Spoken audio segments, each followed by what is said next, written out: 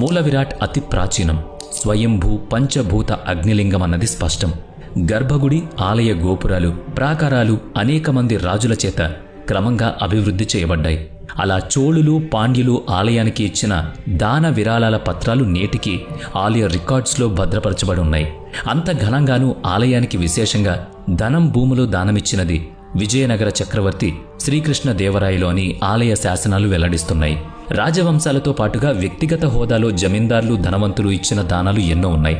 అరుణాచలేశ్వర ఆలయ శిల్ప సంపద, లోపల కోనేర్లు, విస్తారమైన ప్రదక్షిణ మార్గం అన్నీ కూడా ప్రాచీన సాంకేతికత, శాస్త్రీయత, సంస్కృతి, వారసత్వాల మేళవింపుగా కనిపిస్తుంది. సృజనాత్మక హృదయం కలిగిన వారికి అటు స్వామి ఆదర్శంతో పాటుగా నిర్మాణ శైలి, శిల్పాలు కూడా ఎన్నో విశేషాలు అందిస్తున్నాయి.